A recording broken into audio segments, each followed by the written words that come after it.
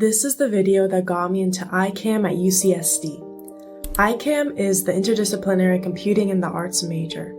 It felt like a good fit for me because I already like to use technology, AI, and the subconscious in my art all together to make my visual art. This video explains my processes more, and it helped me get into UCSD. Also, a quick note, this is the first video that I actually really made, and I made it last December, so the editing isn't really good, but I think that shows that they're not really looking for perfect editing, they're just looking for your processes and what you would contribute to ICAM at UCSD. And for the visual arts major, whether that's ICAM or something else, you can submit a portfolio. You can either do 1 to 4 images or up to 5 minutes of video content, and I wanted to do a video to really explain my art practice and use that with my artist statement to work together.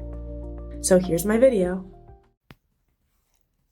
My ideas usually show up somewhere between dreaming and thinking. I try to catch them before they disappear. I'm Johanna Marks. Most of my art pieces start in dreams or the half-asleep hypnagogic state when I first wake up. I then use traditional drawing and painting alongside AI iteration to further develop my ideas. I've basically built a workflow where I get ideas from the subconscious mind and use AI to develop variations of those ideas. My best ideas happen before I'm fully awake. I'll see something symbolic, usually eyes, distorted faces, or creatures that shouldn't exist, and I sketch it immediately before my brain tries to make it logical. The sketches look chaotic, but they capture the feeling of the dream, which is the part I'm trying to work with. My idea for Can't Unsee came from a dream of a face covered in eyes. My first draft was just random clusters of eyes. When I uploaded the sketch to ChatGPT and asked for alternative compositions to maximize psychological tension, it suggested trying patterns. So I tested 3 versions: random, scale-like, and a ring around a central eye. The ring structure conveyed psychological spiraling of rumination, the type of feeling when you can't unsee something. For AP Art, I've been exploring how to bring horror into portraiture. A nightmare about shrunken heads in plastic bags gave me the starting image. I drew a fish-like human head floating in a plastic bag, similar to the pet store fish I used to stare at as a kid. To get the look right, I uploaded my sketch and description to ChatGPT and had it generate a reference image close to what I imagined. That helped me figure out the lighting and proportions for this weird human-fish hybrid. I also used AI to brainstorm backgrounds, which led me to the fish market idea, something that tied the whole story together with the ice, the dead fish, and the price tag. My creature became the catch of the day. For this frog, I used something called verbalized sampling, basically a way of asking AI large language models to list out different options and assign probabilities to each one.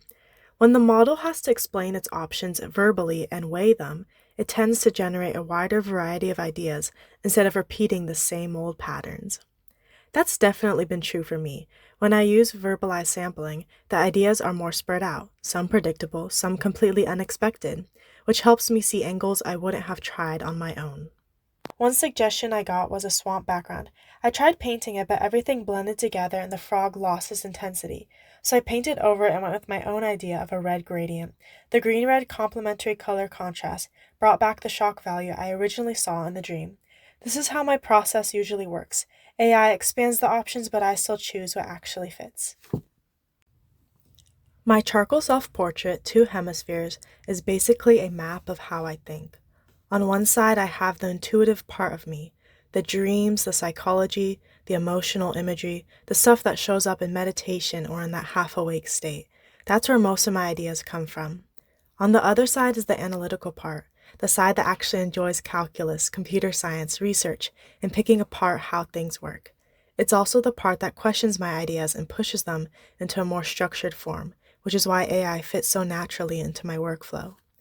Even though this drawing didn't involve AI, it captures that tension between the 2 ways I think and create. I've learned I don't have to choose one or the other. My process works because both sides are active. I'm building a dream AI hybrid workflow, basically turning subconscious imagery into finished art pieces using structured experimentation with AI. ICAM is where I can push this even further with more advanced technology to make this into a fully realized artistic process.